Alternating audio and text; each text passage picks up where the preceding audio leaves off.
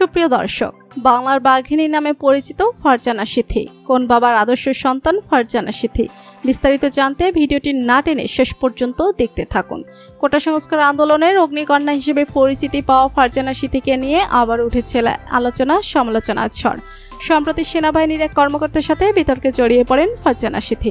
আগেরবার রাজপথে কোটা আন্দোলনের সময় ইতিবাচক ভূমিকার জন্য বিশেষায়িত হয়েছেন কুইন বাঘিনী আয়রন লেডি বিশেষণে।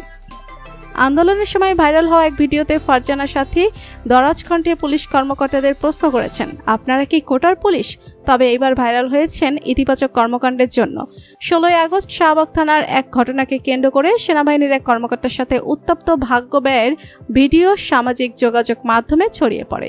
এরপর সামাজিক যোগাযোগ মাধ্যমে প্রশ্ন ওঠে কে ফারজানা সিথি। ফারজানা সিথির ফেসবুক প্রোফাইল থেকে জানা যায় তার বাড়ি যশোর। তিনি আন্তর্জাতিক স্বেচ্ছাসেবী সংস্থা দ্য হ্যাঙ্গার প্রজেক্ট বাংলাদেশের বরগুনা সদরের সাধারণ সম্পাদক। ফেসবুক প্রোফাইল থেকে তার শিক্ষা প্রতিষ্ঠান সম্পর্কে জানা যায়নি। নিজেকে ঢাকা বিশ্ববিদ্যালয়ের শিক্ষার্থী হিসেবে পরিচয় দিলেও জানা যায় তিনি government college of applied human সায়েন্সের 2019-20 শিক্ষাবর্ষের শিক্ষার্থী।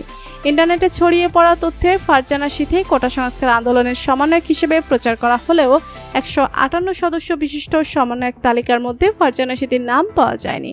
ফারজানা সিথির ব্যক্তিগত জীবন সম্পর্কেও শুরু হয়ে গেছে সমালোচনা। তার পোশাক, চলাফেরা ও জীবনযাপন সম্পর্কে শুরু হয়ে গিয়েছে চুলছেড়া বিশ্লেষণ। তার বিভিন্ন সময় ছবি ও ভিডিও ছড়িয়ে পড়েছে সোশ্যাল মিডিয়ায়। বিভিন্ন নির্মাতা ও ফটোগ্রাফি হাউজের বিভিন্ন ফটোশুটে, ভিডিওগ্রাফিতে অংশ নিতে দেখা যায় ফারজানা সিথিকে।